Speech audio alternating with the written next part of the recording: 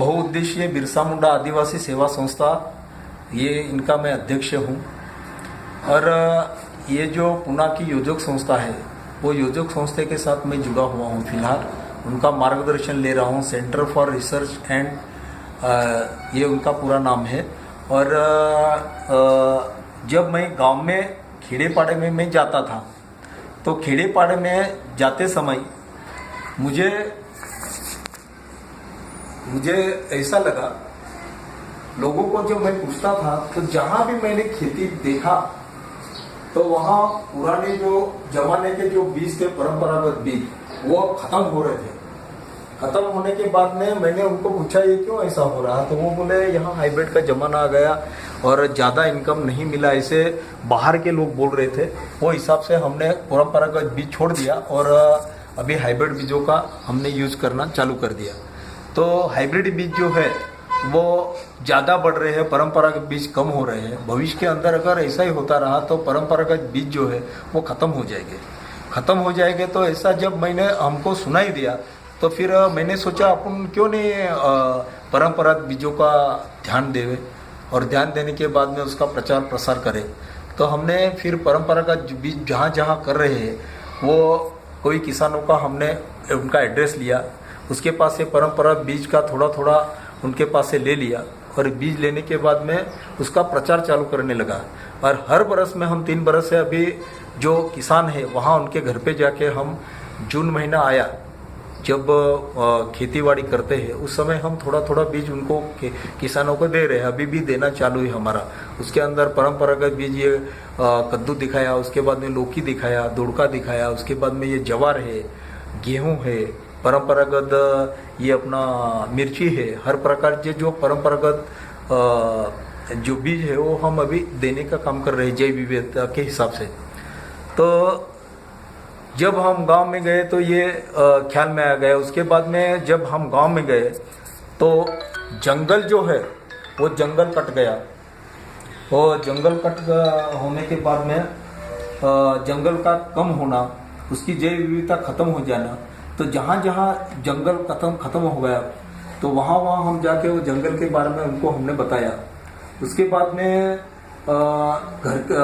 पुराने जमाने में पहले जो हमारे पूर्वज रहते थे तब जानवरों की संख्या बहुत थी, तो जानवरों की संख्या घट गई, जंगल की समस्या हो गई, जंगल कम हो गया।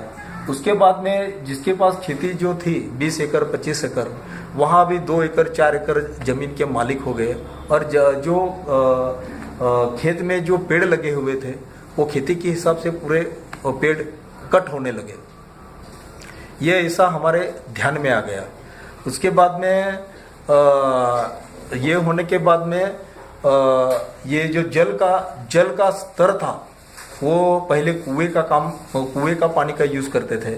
अभी कुएं के जगह के बोरवेल आ गया और कहीं कहीं जगह पे तो पानी भी नहीं मिल रहा था। अभी ये जो ऐसा एरिया है, हम जहाँ जो एरिया में रहते हैं वो पश्चिम घाट का एरिया है।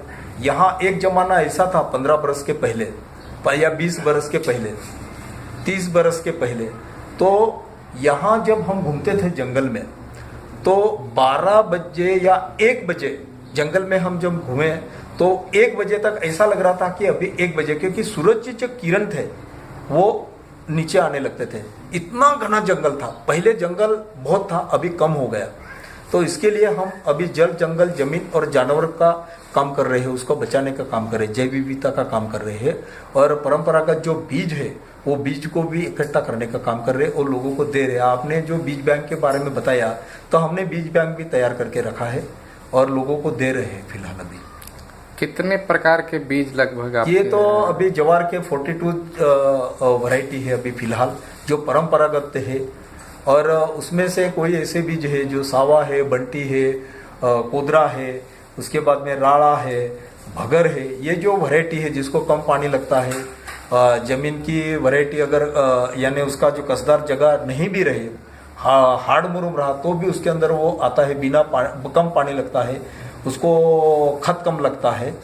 और ऐसी वैरायटी जो कम पानी में और कम इसके अंदर जो आती है वो वैरायटी भी उसके बारे में भी हम उनको बता रहे हैं, जो कि मिट्टी का जो बनाई हुई जो कोठी है उसके अंदर हमारे लोग वो रखते हैं, तो 100 बरस तक वो अनाज खराब नहीं होता है।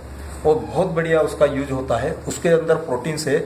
और उसको छिड़कावा यानी जो कीटकनाशक है वो छिड़कावा करने की जरूरत नहीं, उसको कुछ कीड़ी भी नहीं लगता।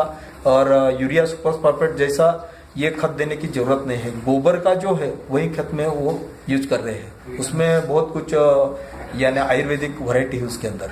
पहले जमाने के हमारे जो लोग करते थे तो उसको बीमारी नहीं लगती थी, ऐसा है। अभी बीज जो आप रखे हैं तो हाँ। जैसे ज्वार का 42 वैरायटी बताया है जी। तो इसके साथ और कितने प्रकार के, कुल मिला के एक अंदाजा कितने प्रकार के बीज आप अभी तक जमा कर ये चुके तो हैं? हम जहाँ जहाँ जाते हैं तो हर वक्त नई नई वैरायटी, नई नई यानी परंपरागत जो वैरायटी है जो अभी कम होने की तैयारी है, जो अभी लुप्त होने में है, जो खत्म होने की तैयारी चल रही है, ऐसे अभी भी नए नए परंपरागत वैरायटी अभी भी मिल रही है कितनी जो संख्या में? किसानों के पास है।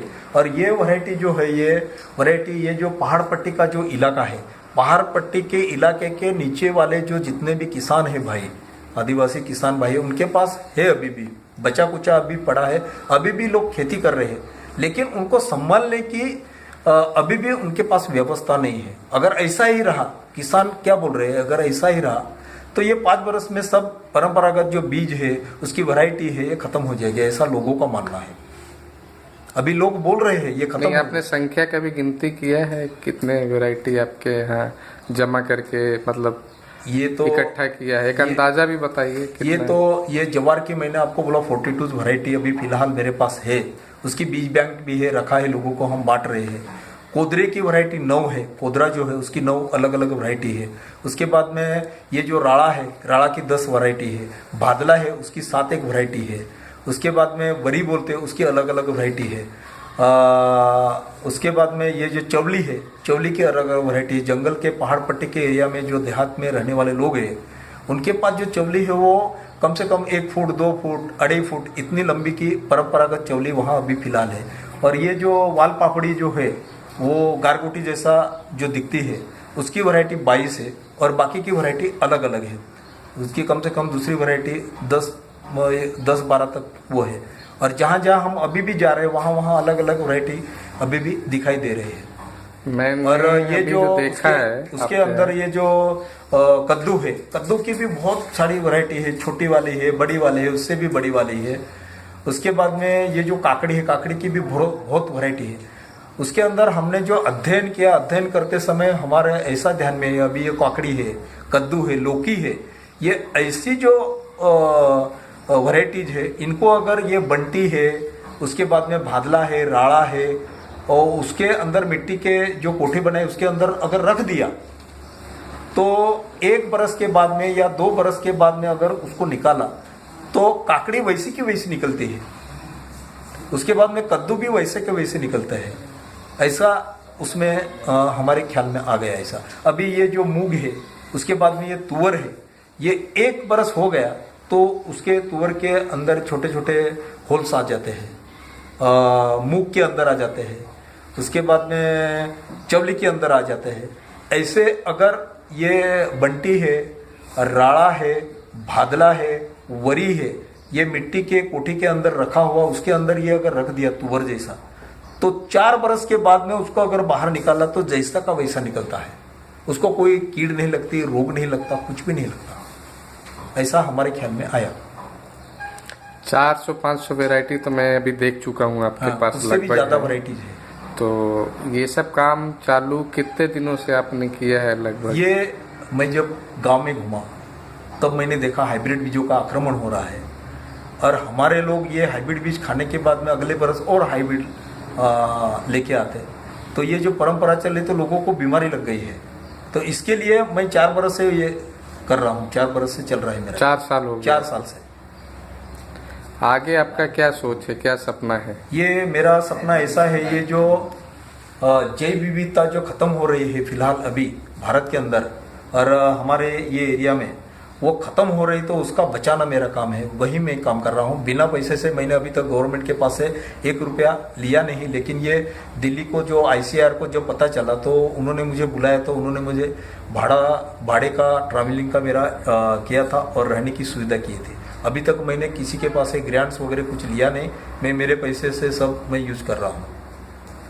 अगर करना बंद कर दिया तो हमारे जो आदिवासी आदिम जमात है वो खत्म हो जाएगी, उनका प्रतिकार शक्ति एंड रेजिस्टेंस पावर है वो खत्म हो जाएगा। और जो नई वैरायटी जो अभी फिलहाल साइंटिस्ट लोग निकाल रहे हैं, अगर जूना खत्म हो गया परंपरागत तो नया निकल नहीं सकता। और आम जनता के लिए जहाँ बहुत कम बारिश गिर रहा है, जहाँ बहुत बारिश कम गिरता है, तो वहाँ अभी बिना पानी के भी यहाँ मेरे पास वैरायटी, वो अगर खत्म हो गए तो वो लोग खाने के लिए उनको कुछ नहीं मिलेगा। तो इसके लिए मैं बचाना, सामान्य जितने भी हिंदुस्तान के जो लोग हैं उनको बचाने के लिए मैं काम कर रहा हूँ फिलहाल भी। धन्यवाद।